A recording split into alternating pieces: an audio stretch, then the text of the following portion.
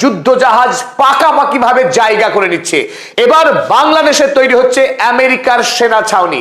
আর এই খবর বাংলাদেশের কোন মিডিয়া এখনো পর্যন্ত একটি সংবাদ পর্যন্ত করেনি।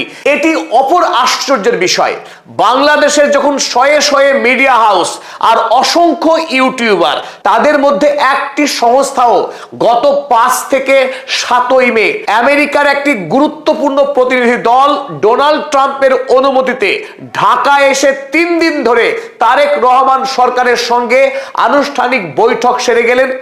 আগামী দিনে আমেরিকার নেভি, আমেরিকান নৌসেনারা বাংলাদেশের কোথায় কোথায় কটি যুদ্ধ জাহাজ রাখবে এবং গোটা বাংলাদেশের সমস্ত বায়ুসেনা ঘাঁটি, বাংলাদেশের 4টে গুরুত্বপূর্ণ বন্দর ব্যবহারের আনুষ্ঠানিক অনুমতি আদায় করে মার্কিন প্রতিনিধি দল দেশে ফিরলেন। এত বড় সংবাদ এই গোটা সাউথ ইস্ট এশিয়া জুড়ে, বাংলাদেশ, ভারত, মায়ানমার এবং চীন, এই গোটা অঞ্চলের উপরে আমেরিকা যুক্তরাষ্ট্র আগামী দিনে এক মারাত্মক নজরদারি শুরু করতে যাচ্ছে। এমনকি বাংলাদেশের সেনাবাহিনীর সমস্ত গোপন তথ্য হাতিয়ে নেওয়ার অধিকার পেয়ে গেল। আর সেই অধিকার দিল বাংলাদেশের বর্তমান সরকার। আর অপর গুরুত্বপূর্ণ সংবাদ, 2013 সাল থেকে এক নাগাড়ে আমেরিকার সরকার বাংলাদেশের তৎকালীন হাসিনা সরকারকে চাপ দিয়ে আসছিল সেন্ট মার্টিন দ্বীপটি আমেরিকার হাতে তুলে দেওয়ার জন্য, যে কাজ বাংলাদেশের তৎকালীন প্রধানমন্ত্রী হাসিনা কোনোভাবেই করতে রাজি হয়নি। সেই কাজও দক্ষতার সঙ্গে করে ফেললেন বাংলাদেশের বর্তমান প্রধানমন্ত্রী তারেক রহমান। অর্থাৎ বাংলাদেশের সবচেয়ে গুরুত্বপূর্ণ একটি দ্বীপ সেন্ট মার্টিন, সেই সেন্ট মার্টিন এখন থেকে আমেরিকার সেনাবাহিনীর দখলে চলে গেল। আমরা ভারত মহাসাগরের ক্ষুদ্র একটি দ্বীপ দিয়েগো গার্সিয়ার গল্প বলেছিলাম, যে দিয়েগো গার্সিয়া ইংল্যান্ডের দখলে ছিল, কিন্তু সেখানে আমেরিকা যৌথভাবে ইংল্যান্ডের সঙ্গে একটা বিরাট বড় সামরিক সেনা ছাউনি চালায়। সেই দিয়েগো গার্সিয়া থেকেই ভারত মহাসাগরের বিস্তীর্ণ অঞ্চলে প্রভাব বিস্তার করেছে আমেরিকা যুক্তরাষ্ট্র। এমনকি সেই দিয়েগো গার্সিয়া দ্বীপ থেকে ইরানের উপরে সামরিক হামলা চালিয়েছে আমেরিকা যুক্তরাষ্ট্র। এবার একই ঘটনা ঘটতে যাচ্ছে বাংলাদেশের সঙ্গে। বাংলাদেশে আমেরিকা শেষ পর্যন্ত যুদ্ধ জাহাজ নিয়ে হাজির হলো, আর তার অনুমতি দিল বাংলাদেশের বর্তমান সরকার। কিন্তু সেই খবর না বাংলাদেশের কোনো মিডিয়া প্রকাশ করেছে, না সরকারের পক্ষে সেইভাবে কোনো বিবৃতি দিয়ে দেশবাসীকে জানানো হয়েছে যে বাংলাদেশের সরকার বাংলাদেশের মানুষের অনুমতি সাপেক্ষে সেই দেশে আমেরিকার সৈন্যবাহিনীকে সামরিক সেনা ছাউনি করার অনুমতি দিচ্ছে। আর এই খবর সম্প্রচারিত হচ্ছে বাংলাদেশ থেকে নয়, এই খবর প্রকাশিত হয়েছে ইউক্রেন, ভারতবর্ষ এবং শ্রীলঙ্কার একাধিক গুরুত্বপূর্ণ সংবাদপত্রে। আমরা যে খবর আপনাদের প্রথমে দেখাবো, ইউক্রেন থেকে সম্প্রচারিত হয়েছে খবর, মিলিটার NYI, এই সংবাদপত্র ইউক্রেন থেকে সম্প্রচারিত হয় 13ই মে তারা খবর করেছিল। খবরের হেডলাইন ছিল, Bangladesh opens ports to US warships. Bangladesh আমেরিকার যুদ্ধ জাহাজের জন্য বাংলাদেশের বন্দরকে উন্মুক্ত করে দিল। আমরা যে ছবি এখানে দেখেছি, তারেক রহমান এবং আমেরিকার রাষ্ট্রপতি ডোনাল্ড ট্রাম্প তারা করমর্দন করছেন, এটি প্রতীকী চিহ্ন। সত্যি সত্যি এখনো পর্যন্ত ডোনাল্ড ট্রাম্পের সঙ্গে তারেক রহমানের এখনো সাক্ষাৎ হয়নি বা এরকম কোনো করমর্দন হয়নি, কিন্তু বাংলাদেশের সরকারি প্রতিনিধি দলের সঙ্গে আমেরিকার সরকারি প্রতিনিধি দলের সাক্ষাৎ বৈঠক সমস্তই সম্পন্ন হয়েছে। এখন যেটুকু বাকি রয়েছে, শুভ বিবাহ শুধু বাকি, আনুষ্ঠানিক সাইনিং ইন সেরেমনি। দুটি দেশ অনুষ্ঠান করে চুক্তিপত্রের স্বাক্ষরটুকু বাকি, কিন্তু কূটনৈতিক স্তরে, আমলা স্তরে আইনি কার্যাবলী সমস্তই সম্পন্ন হয়েছে। কি কি শর্তে স্বাক্ষর করেছে বাংলাদেশ, তার যাবতীয় তথ্য আপনাদের সামনে তুলে ধরবো। পদাতিক চ্যানেল দায়বদ্ধ বাংলাদেশের সকল দর্শকের কাছে সত্য তুলে ধরার জন্য। আমরা এবার দেখবো মেরিন ইনসাইট, ভারতবর্ষের একটি গুরুত্বপূর্ণ সমুদ্র বিষয়ক সংবাদপত্র। যারা সমুদ্রের নৌসেনা চলাচল বা বাণিজ্যিক বিষয় নিয়ে কাজ করে, তারা 15 তারিখ একটি ডিটেইলড নিবেদন ছেপেছিল, যার শিরোনাম ছিল US plans to deploy warships in Bangladesh closer to India and China. America খুব শিগগিরই বাংলাদেশের জলসীমাতে যুদ্ধ জাহাজ মোতায়েন করতে যাচ্ছে। আর যে অঞ্চলে এই কাজ করতে যাচ্ছে, অর্থাৎ বে অফ বেঙ্গল, বঙ্গোপসাগর এলাকায়, যেটি ভারতবর্ষ এবং চীনের সংলগ্ন, অর্থাৎ এই গোটা অঞ্চলে আগামী দিনে মার্কিন সেনার একটি অভাবনীয় প্রভাব বলয় তৈরি হতে যাচ্ছে। আর এর ফলে দিস ডিল, আমেরিকার সঙ্গে বাংলাদেশের যে চুক্তি হতে যাচ্ছে, this deal will give US navy ships direct access to Dhaka's ports and airports। আর এই চুক্তির ফলে বাংলাদেশের যে সমস্ত বন্দর রয়েছে, চট্টগ্রাম বন্দর, মোংলা বন্দর, পায়রা বন্দর এবং নির্মীয়মান মাতারবাড়ি বন্দর, এই 4টি বন্দরে আমেরিকার নৌসেনার যুদ্ধ জাহাজগুলি অবাধে প্রবেশ করবার, সেখানে থাকবার অধিকার লাভ করবে for maintenance, refuelling and resupply operations. আর এই বন্দরগুলি থেকেই আমেরিকার যুদ্ধ জাহাজের মেইনটেনেন্স করবে, সেখানে জ্বালানি সংগ্রহ করবে এবং রিসাপ্লাই অপারেশন তারা চালাবে। অপরদিকে শ্রীলঙ্কা বাংলাদেশ থেকে সামুদ্রিক পথে একটু দূরেই অবস্থিত, তারাও কিন্তু আমেরিকার যে সেনাবাহিনীর উপস্থিতি হবে এই গোটা অঞ্চলে তার জন্য উদ্বিগ্ন। তাদের শ্রীলঙ্কা গার্ডিয়ান খবরের কাগজ তারাও এই সংবাদ ছেপেছে, US to deploy warships in Bangladesh sea. বাংলাদেশের সমুদ্রে আমেরিকা যুদ্ধ জাহাজ মোতায়েন করতে চলেছে। আমরা আগেই জানিয়েছি আমেরিকার সঙ্গে বাংলাদেশের দুটি গুরুত্বপূর্ণ চুক্তি হচ্ছে। তার প্রথম চুক্তি হলো আকসা। এই আকসা চুক্তির বলে deployment of US warships in the Bay of Bengal, অর্থাৎ বে অফ বেঙ্গল বাংলাদেশের সুন্দরবন অঞ্চলের নিচের এই গোটা অঞ্চল জুড়ে, এই গোটা অঞ্চল জুড়ে বাংলাদেশের নৌসেনার সাথেই এই বিস্তীর্ণ অঞ্চলগুলিতে অবস্থান করবে মার্কিন নৌসেনা, মার্কিন যুদ্ধ জাহাজ। অ্যাক্সেস টু বাংলাদেশের সি পোর্টস, বাংলাদেশের সবচাইতে গুরুত্বপূর্ণ বন্দর এই চট্টগ্রাম বন্দর, চট্টগ্রাম বন্দরে প্রবেশ করার অধিকার লাভ করছে। এদিকে আমরা দেখছি পোর্ট অফ মোংলা, মোংলা বন্দরে প্রবেশ করার অধিকার পাচ্ছে পোর্ট অফ পায়রা, পায়রা বিমানবন্দরে তারা প্রবেশ করছে। এবং সবচাইতে গুরুত্বপূর্ণ নির্মীয়মান যে বন্দর মাতারবাড়ি বন্দর, এই মাতারবাড়ি বন্দর খুব অল্প সময়ের মধ্যেই আন্তর্জাতিক জাহাজের ব্যবহারের উপযোগী হয়ে উঠবে। আর তারপরেই এই বন্দর ব্যবহারের অনুমতি পেয়ে যাচ্ছে মার্কিন সেনারা।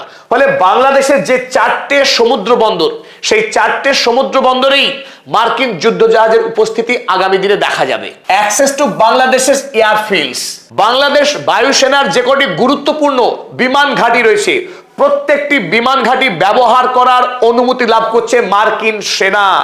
আর এখানে সবচেয়ে বড় যে প্রশ্ন উঠে আসছে, ইতিপূর্বে মধ্যপ্রাচ্যের আরব দেশগুলো যেভাবে আমেরিকার হাতের পুতুল হয়ে গিয়েছিল, তাদের দেশে মার্কিন সেনা, তাদের দেশে মার্কিন ঘাঁটি নির্মাণ করতে দিয়ে একই ঘটনার পুনরাবৃত্তি বাংলাদেশে হতে যাচ্ছে না তো? তবে এর থেকেও আরো স্পর্শগত যে ঘটনা ঘটে যাচ্ছে, বাংলাদেশ সেনাবাহিনী মার্কিন সেনাবাহিনীকে সকল গোপন বিষয় তারা শেয়ার করবে আগামী দিনে। এই চুক্তি স্বাক্ষর হয়েছে বাংলাদেশের সঙ্গে আমেরিকার, আর এই চুক্তির নাম দেওয়া হয়েছে জিসোমিয়া। জিসোমিয়া এই চুক্তির মাধ্যমেই military two military intelligence sharing হবে। বাংলাদেশের সঙ্গে আমেরিকার সৈন্যবাহিনী, আমেরিকার সৈন্যবাহিনীর সঙ্গে বাংলাদেশের সৈন্যবাহিনীর তথ্য আদান প্রদান হবে। শুনতে খুব গাল ভরা লাগছে যে বাংলাদেশের সেনা যেমন আমেরিকার সেনাবাহিনীকে তথ্য দেবে, আমেরিকাও বাংলাদেশকে দেবে। অতীত ইতিহাস সাক্ষী আছে মার্কিন সেনারা কত দূর যেতে পারে তাদের স্বার্থ চরিতার্থ করবার জন্যে, আর আমেরিকার সৈন্যকে কতখানি বিশ্বাস করা যায় ইতিহাসে তার ভুরি ভুরি নথি আছে। সুতরাং শুনতে চমকপ্রদ হলেও আগামী দিনে বাংলাদেশকে এই চুক্তির জন্য কতখানি মাসুল দিতে হবে সে নিয়ে বড় সড় প্রশ্ন তৈরি হচ্ছে।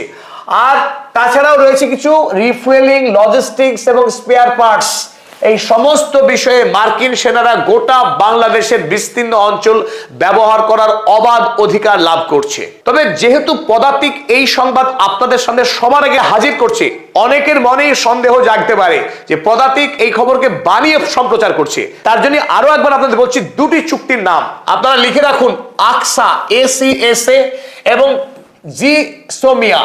এই দুটি চুক্তি বাংলাদেশ এবং আমেরিকা যে স্বাক্ষর করেছে তা আপনারা অনলাইনে সার্চ দিলেই দেখতে পাবেন। তাই আপনাদেরকে এই দুটি চুক্তির বিষয়ে বিস্তারিত পড়ার জন্য অনুরোধ রাখলাম। চলুন এবার আসল বিষয় দেখে নিই। আমেরিকা যুক্তরাষ্ট্রের মূল লক্ষ্যটা কি?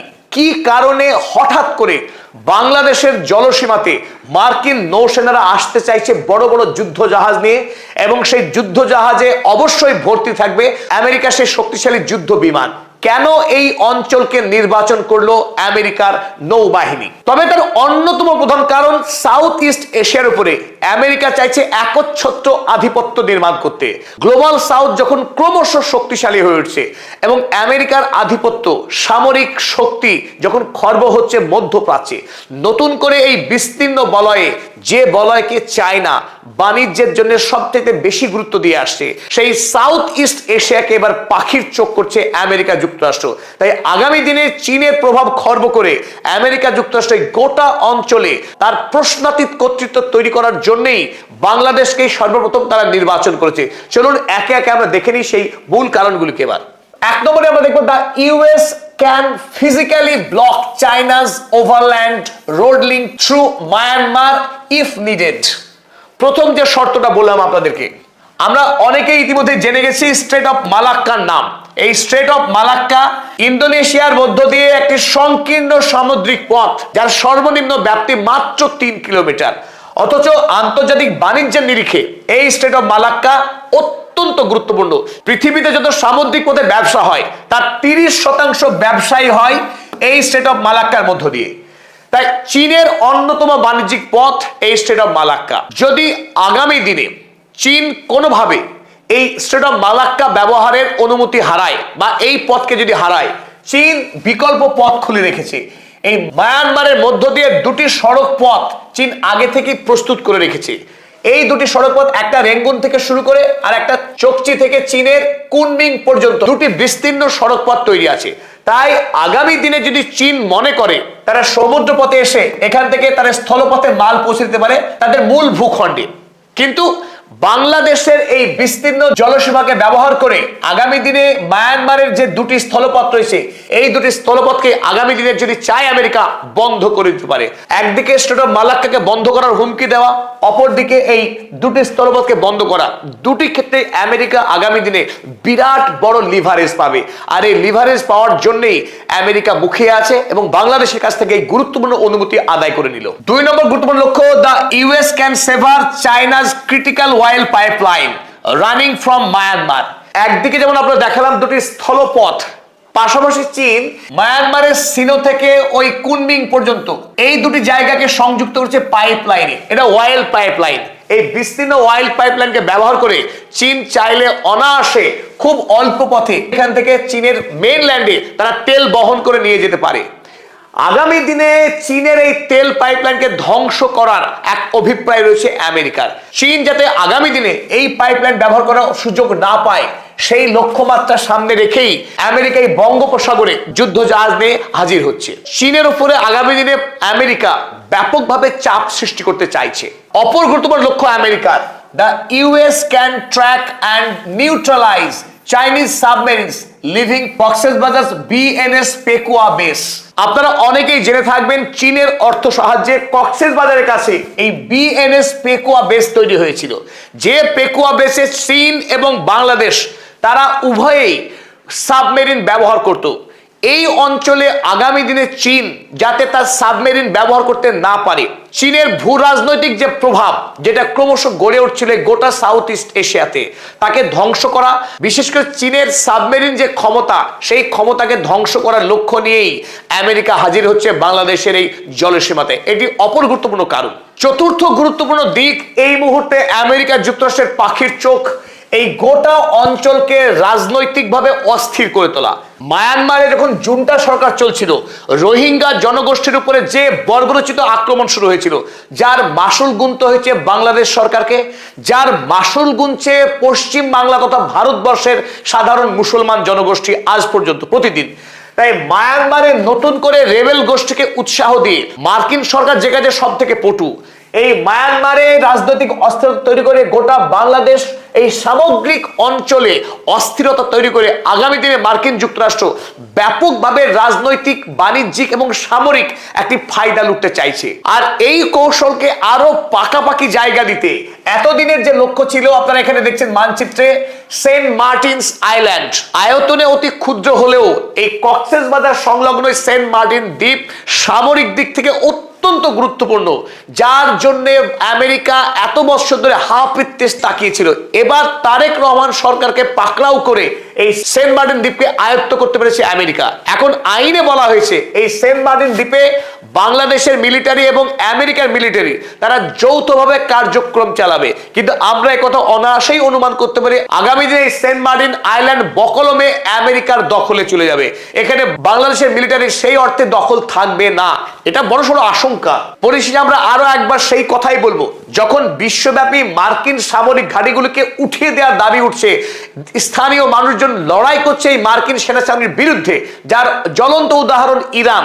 ইরানের যে যুদ্ধ মধ্যপ্রাচ্যে, তার 1 নম্বর দাবি মার্কিন সেনা ছাউনিকে মধ্যপ্রাচ্য থেকে চিরতরে নিঃশর্তে তুলে দেওয়া। আর সেই জায়গায় বাংলাদেশে নতুন করে বাঘের অভয়ারণ্য খোলা হচ্ছে, এটা অত্যন্ত হতাশাজনক, অত্যন্ত দুর্ভাগ্যজনক। তাই বাংলাদেশের প্রত্যেকটি দর্শক মণ্ডলকে আমরা এই ভিডিওর মাধ্যমে সজাগ হতে এবং এই বিষয়ে দেশবাসীকে সচেতন করে তোলার আহ্বান জানিয়ে এই ভিডিও শেষ করলাম।